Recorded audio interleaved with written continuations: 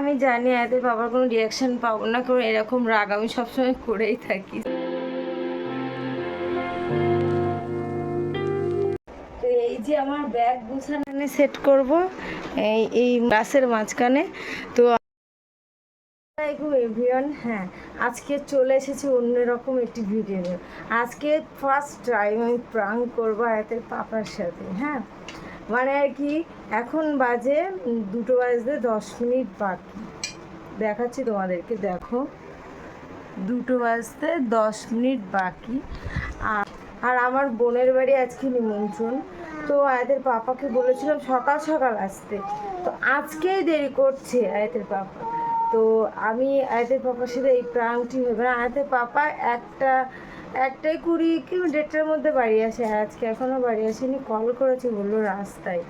তো আমি ফোনটি সেট করছি এই জায়গায়। হ্যাঁ এখানে সেট করব এই মাছের এই কি বলে গ্লাসের মাঝখানে। তো আমি বলবো যাব না বলে হিজাব খুলতে যাব এরকম। তো দেখা যাক আয়াতের পাপা কি করে। জাস্ট ছোটোখাটো একটি, বিশেষ করে আমি জানি আয়াতের বাবার কোনো রিয়াকশান পাবো না, কারণ এরকম রাগ আমি সবসময় করেই থাকি সিম্পলি। তা আয়াতের বাবা শুধু একটুখানি কী মানে কী বলবে আমি সেইটুকুই দেখতে চাই, আর তোমাদেরকে দেখাবো। চলো আমি আগে ওই দুটি গ্লাসের মাঝখানে ফোনটি রেখে দিই। হ্যাঁ আমার দ্বারা সম্ভব হবে বলে মনে হচ্ছে না, তবুও আমি মানে কি একটা করছে আমি নিজেও বুঝতে পারছি না। আমি তবুও রিস্ক নিচ্ছি, এরকম একটি ব্যাপার। তো ব্যাগটি কোথায় রাখবো ঠিক ভেবে পাচ্ছি না।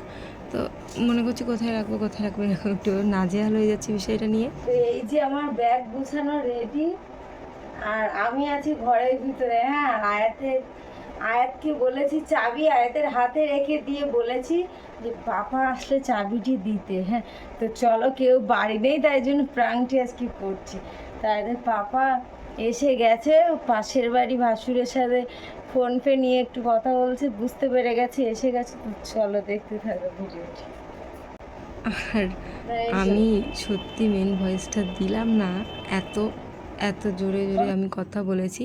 মানে প্রাঙ্ক করার থেকে মানে সে ঝগড়া মতো হয়ে গেছে বিষয়টা।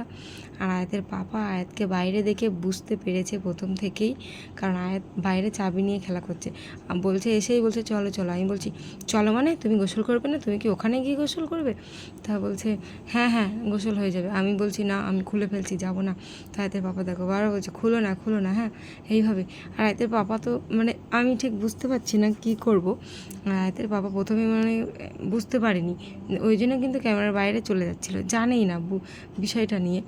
তো আমি যখন মানে আমার এমনি নজর চলে যাচ্ছে, আর এখানে ঠিক এমন সময় জুলেখার ফোন চার্জ হচ্ছিলো। তো আমি জুলেখার ফোন দিয়ে ফোন করতে যাচ্ছি, আয়াতের বাবা তখনই বুঝতে পেরেছি তাহলে তোমার ফোনটা কোথায়, এরকম একটি ব্যাপার। তো বলছে ও আচ্ছা বুঝতে পারলাম। যেই বলেছে ও আচ্ছা, আমার সেই হাসি পেয়ে গেছে। যাই হোক মানে বলছে জুলেখার ফোন দিয়ে তুমি তোমার বোনের কাছে ফোন করবে, জুলেখার ফোনে নাম্বার, এরকম একটি ব্যাপার। হ্যাঁ তো আমার ফোন, তা আমি বলছি কি মনে করো কি তুমি আমাকে, আমি সেই বিষয়ে কথা বলছি, তুমি আমাকে চেনো, আমি কী না কি করতে পারি, কী না কি বলতে পারি। তো আর আমার তো নজর বারবার ক্যামেরার দিকেই চলে যাচ্ছে। হ্যাঁ ফোন ওখানে আছে দুটি গ্লাসের মাঝখানে। তা আয়াতের বাবা বলছে আচ্ছা তুমি আমাকে বোকা বানাচ্ছ, আমাকে বলে করবে তো, এরকম একটি ব্যাপার। আমি বললাম তোমাকে বলে করলে তাহলে আর এই পর্যন্ত হতো না। বলছে তাহলে ওখানে সেট করেছো, ওই জন্যে তুমি ক্যামেরার সামনে দাঁড়িয়ে আছো, বুঝতে পেরেছি। তো ফালতু প্রাঙ্ক কিছু মনে করো না, চলো আল্লাহ হাফেজ।